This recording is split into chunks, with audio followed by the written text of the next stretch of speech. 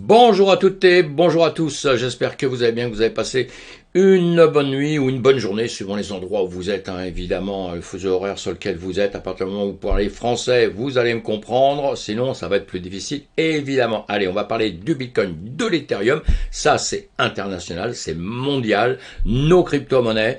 On va parler de ça comme on fait tous les matins, on voit sur les graphiques justement ces deux actifs, Bitcoin et Ethereum, pour voir un petit peu ce qui s'est passé justement quelques heures avant, ce qui va se passer à l'instant et comment ça va se passer dans les quelques heures qui vont suivre. On refait une vidéo le soir pour refaire la même chose. Une journée à 24 heures. En 24 heures, il se passe beaucoup de choses, mes amis. Il se passe beaucoup de choses. On va regarder déjà l'état général du marché, plutôt rouge, plutôt rouge, rouge, rouge. Allez, on arrête de se faire peur à la seconde. Les bourses d'Asie ouvre en baisse, ça c'était pour la nuit évidemment, là c'était 3 heures du matin, elles ont continué à, bon elles ont progressé un petit peu, mais elles ont progressé un petit peu dans les derniers temps à la hausse, à la hausse ça a repris un petit peu de couleur, on va voir ça. Sur le reste, le S&P 500 donc, on va l'attendre cet après-midi. Hier, il a ouvert, il nous a fait des misères, c'est pour ça que d'un seul coup les misères sont arrivées dans notre monde du BTC et de l'ETH et des autres crypto-monnaies. On voit bien ici, vous l'avez en une heure.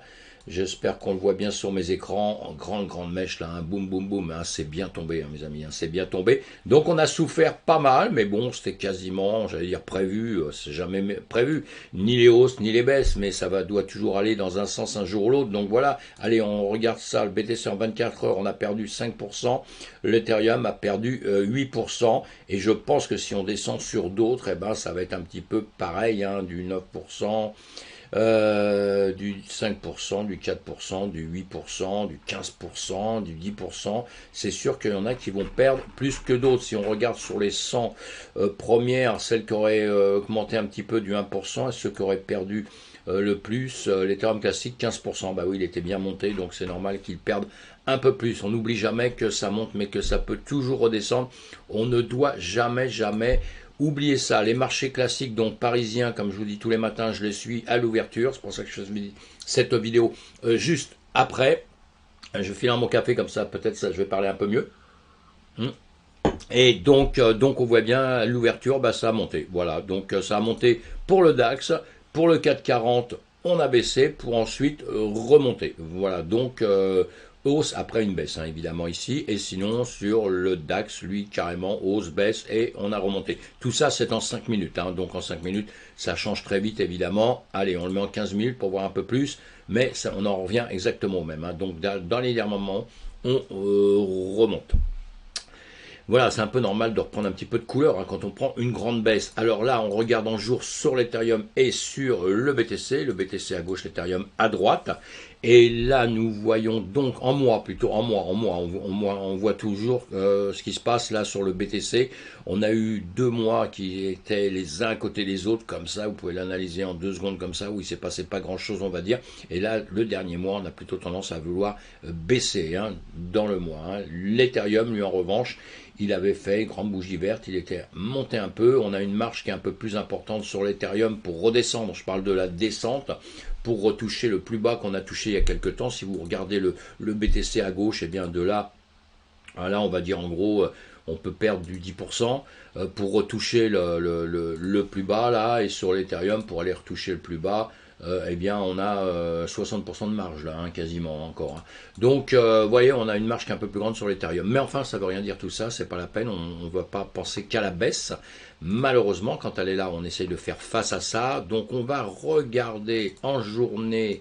Voilà, grande mèche, donc hier, boum boum, ça continue, mais ça fait moins peur, puisque là, quand on regarde ça, on vient récupérer, vous voyez, des zones qu'on avait en dessous. Donc, je vais vous mettre les dessins, Et voilà. Je ne sais pas si vous voyez mieux avec les dessins, mais bon, comme on fait toujours des rectangles, comme j'aime bien vous signaliser ça comme ça avec des rectangles, ça nous donne un petit peu plus la configuration et voir un petit peu ce qui se passe. Comme vous voyez, ce rectangle qui nous a servi depuis X temps avec des hauts, avec des bas, et bien d'un seul coup, on voit bien qu'on l'a percé grave vers le bas. Là donc, dans la dernière journée, là, c'était difficile. On va le regarder en heures.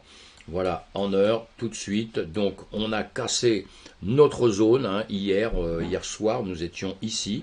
On s'est dit, toujours pareil, ça va monter, ça va baisser, encore une fois. Hein, il y a la tendance générale, c'est-à-dire la tendance générale depuis quelques temps, elle est baissière. Je vous le dis tous les jours, à longueur de temps, et j'insiste toujours, parce que, évidemment, que vous pensez que je ne sais jamais quand ça va arriver, mais depuis X temps, on sait qu'on a des points à les récupérer. Hein, je vous en parle à longueur de temps, donc on se prépare à ça. Si on n'est pas préparé, on est fou, quoi, simplement. Donc, on se prépare à ça, et le jour où ça arrive, bah, on fait avec. Si on est devant les écrans, tant mieux. Si on n'y est pas, qu'on n'a pas mis c'est pas mis les alarmes, des trucs comme ça, ou qu'on a payé des stops, des choses comme ça, on peut aller un petit peu à la cata, hein, ça dépend comment vous tradez, dans quel sens vous êtes, évidemment. En tout cas, voilà, donc hier, on a cette zone, depuis que ce jour, je vous dis, on va se méfier du haut, on va se méfier du bas, et voilà, ici, on en reparle, et voir ma vidéo d'hier, et voilà, on est venu casser ça, casser ça, casser ça, évidemment qu'ici, pour ceux qui shortent, hein, pour ceux qui sont des traders, ici, il y avait vraiment de quoi faire quand ça cassait exactement ce rectangle-là, et que ça descendait, évidemment, hein.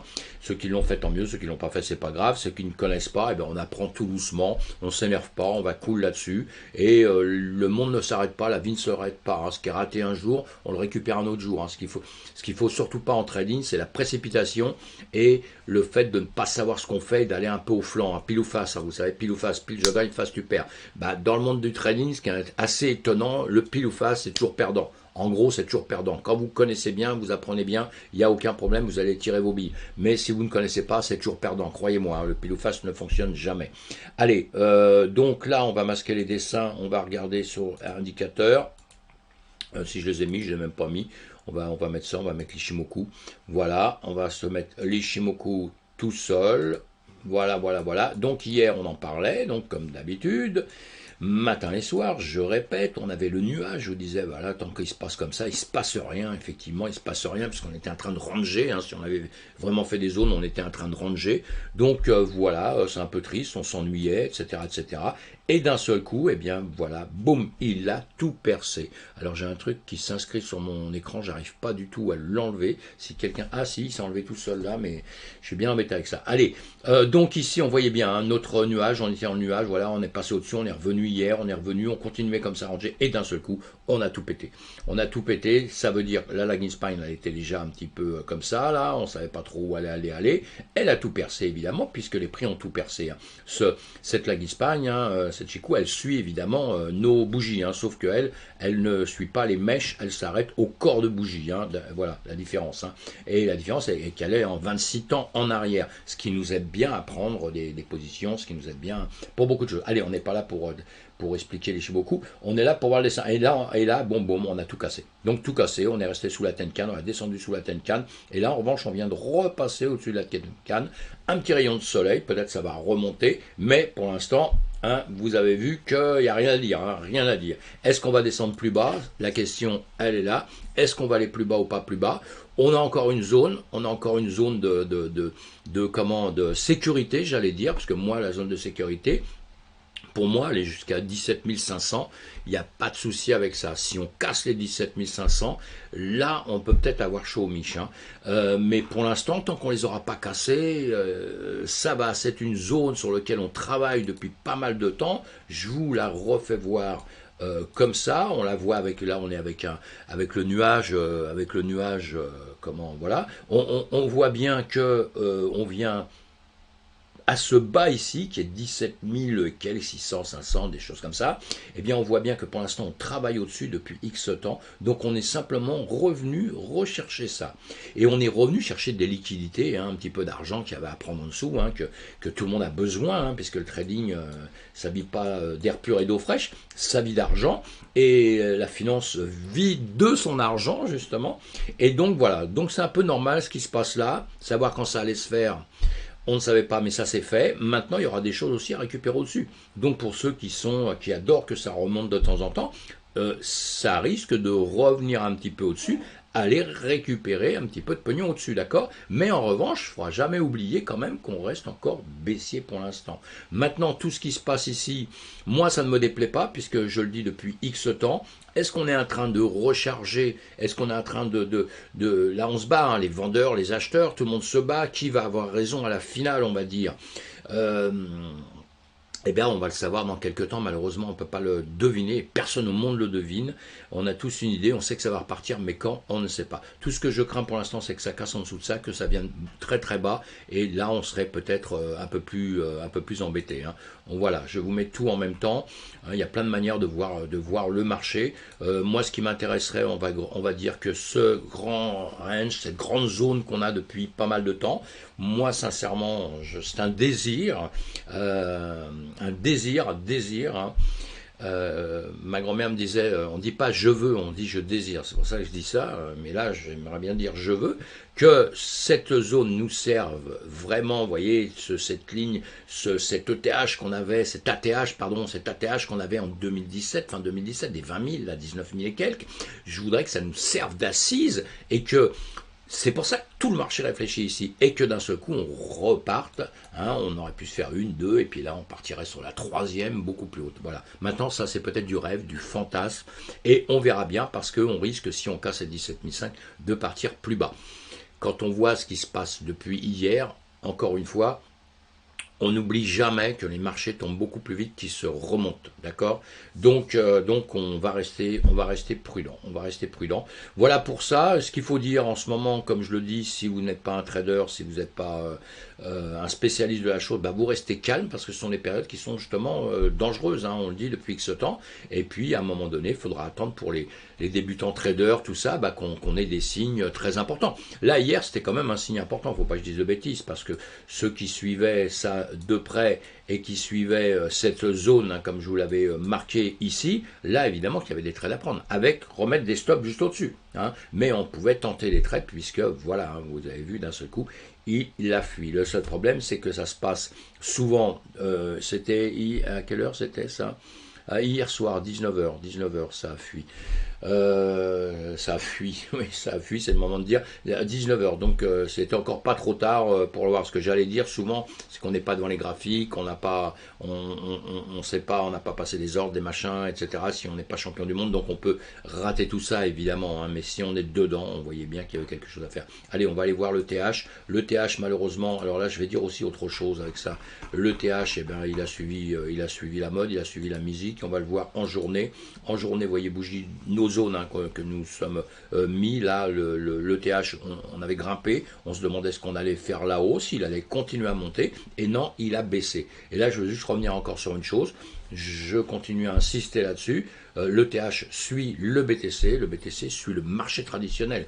On ne fait pas autrement depuis pas mal de temps. Et là, j'en ai parlé hier sur mes vidéos, si vous regardez bien, à la fin je vous dis, je serais vraiment étonné si le S&P 500 tombait, je l'ai dit une heure avant malheureusement, hein, parce que je savais bien qu'il allait rebaisser, tout le monde savait qu'il allait rebaisser en ce moment, il y a tout pour aller mal, donc ça peut pas, il ne peut pas s'envoler comme ça. Et donc, j'aurais été étonné si l'ETH avait d'un seul coup pointé son nez vers le nord, alors que tout descendait, allait vers le sud. Là, vraiment, j'aurais vraiment été étonné. Je me suis dit, il faut que je revoie tout ce que je pense simplement. Pas que j'ai raison, pas raison, c'est pas ça. Mais on le voit bien. Et en ce moment, l'ETH profite d'un truc, The Merge. Il profite de grimper grâce un peu à ça. Mais on voit bien qu'il y a quand même danger. Il faut faire très attention parce que lui, il n'y a aucune raison qu'il tombe aujourd'hui, qu'il tombe dans une semaine, dans quelques jours, quand The Merge va se faire, tout ça, etc. Pourquoi pas? Mais là, tout de suite, il n'y avait pas de raison qu'il tombe, sauf que, voilà, le patron, c'est le marché traditionnel, il suit le marché traditionnel, c'est-à-dire qu'il a suivi le BTC qui suit le marché traditionnel, c'est tout. Il n'y a pas d'autre raison à ça, et c'est ce qui s'est passé maintenant. Hein. Et encore une fois, j'adore le TH, attention, hein, j'adore le TH, mais c'est pour les gens qui seraient, je parle de ça, pour des gens qui seraient un peu FOMO, et qui se diraient, ouais, actuellement, comme il va y avoir ci, il va y avoir ça, le truc, il va exploser, il va aller dans la lune. Ça fonctionne pas comme ça malheureusement. Hein. En revanche, ce qui serait très bien, c'est que tous les systèmes fonctionnent bien, que ce qui se passe sur le TH, The Merge se passe bien, que les forks qu'il va y avoir, il va se passer des choses. Hein. Il va se passer des choses. On va les vivre au fur et à mesure. Ce qui serait bien, c'est que tout ça se passe très bien. Parce qu'en revanche, pour l'ambiance générale dans nos cryptos, pour l'avenir de notre DeFi, pour l'avenir de notre écosystème comme ça, on a besoin de choses positives, on a besoin de choses qui se passent bien. Et encore une fois, pour moi, c'est pas un combat Bitcoin-Ethereum, moi j'aime les deux, pas de souci, 50-50, j'aime les deux. Celui qui me prouvera dans l'avenir qu'il est plus fort techniquement et que voilà, bah, j'irai peut-être de son côté plus que d'autres, ou alors toujours sur les deux. Il y a d'autres, pareil, cryptos qui sont très bonnes, mais on n'est pas là pour en parler, on parle du Bitcoin et de l'Ethereum, de leur blockchain, et voilà, après il y a du pour, il y a du contre, on n'aime pas, mais c'est deux grands champions, mais attention, ils ne sont pas encore libres, ce sont des champions qui sont un peu prisonniers de notre marché traditionnel, donc on ne peut pas oublier ça, parce que, et je parle pour les traders, parce que vous voyez, ça c'est l'exemple typique, quoi, celui qui d'un seul coup il disait, oui, le TH, tout ce qui va se passer là, etc., c'est génial, vas-y, je me mise à fond, je vais en short, je vais en long plutôt, je vais en longue, parce que là c'est obligé, il va exploser, il va faire du 2 fois, du 3 fois en peu de temps, ou il va prendre du 40% ou du 30%, bah voilà, là on a le cas typique. Donc l'expérience doit toujours nous servir, ces choses-là on les a déjà connues dans le passé, c'est toujours pareil, et aujourd'hui on dirait que la vie continue de la même manière, c'est toujours les mêmes choses qui se passent à longueur de temps, c'est toujours les plus forts qui commandent les plus faibles dans les marchés, c'est comme ça, hein, c'est tout. Et donc voilà, donc ça nous sert de leçon, ça nous sert encore une fois, vous voyez, quand ça monte, hier soir nous étions ici, hein, imaginez, regardez la vidéo d'hier, c'est intéressant toujours de voir si je vous ai dit des conneries ou pas déjà, et même moi je la réécouterai pour voir psychologiquement dans quel état j'étais. Hein. Et quand vous regardez une vidéo, surtout, je pense à mes amis, regardez-les d'une début à la fin, que ça soit de n'importe qui, parce que j'entends parfois des commentaires sur des trucs que j'entends, puis je me dis tiens c'est marrant, l'autre il a pas l'air de vouloir dire ça, et en vérité je vais écouter les vidéos, puis je vois de A à Z jusqu'à la fin, puis je me dis l'autre mec il a pas dit ça, ça veut dire que c'est quelqu'un souvent qui prend une vidéo, qui écoute 2 minutes, et qui dit voilà, je peux vous faire le bilan, en 2 minutes il fait le bilan de ce que l'autre il a dit pendant une demi-heure, vous voyez, donc il faut regarder les vidéos entièrement, c'est très très important pour juger, hein, évidemment. Donc hier on avait à ce niveau-là, et vous voyez après comment on est tombé, et vous voyez à quelle vitesse. Alors donc on n'attrape pas un couteau hein, quand il descend, ça vous le savez, hein. Et vous voyez à quelle vitesse il est tombé, hein. Donc plus grand chose à dire, et hier malheureusement encore une fois, il n'y avait rien qui nous donnait ça, il y a l'ambiance générale, c'est tout, c'est-à-dire qu'on savait, enfin, je le répète à longueur de temps, et je me répète, hein, ça c'est l'âge, hein, mais c'est l'ambiance générale qui nous fait dire que attention, danger. Attention, danger. On ne sait pas quand, mais attention, danger. Et danger à longueur de temps. Voilà mes amis pour ça. Je vais... Attendez, on va regarder juste le Fibo.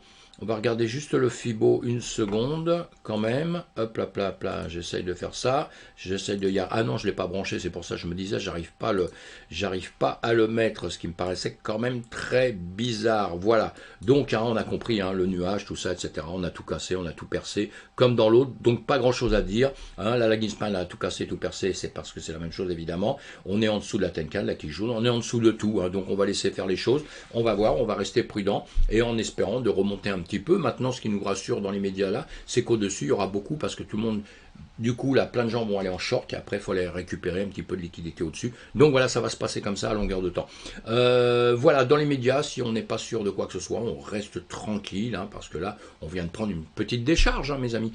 Allez, à plus tard, on fait le point dans la journée, et on s'occupe des marchés traditionnels pour voir dans quel sens ils vont aller. On n'oublie jamais ça, comme ça, on fait le moins d'erreurs possible. Allez, merci d'être là. À plus tard, n'hésitez pas à vous abonner, à faire des commentaires, à me dire ce que vous pensez du marché. Ça m'intéresse énormément, mes amis, ce que vous pensez du marché. À plus tard.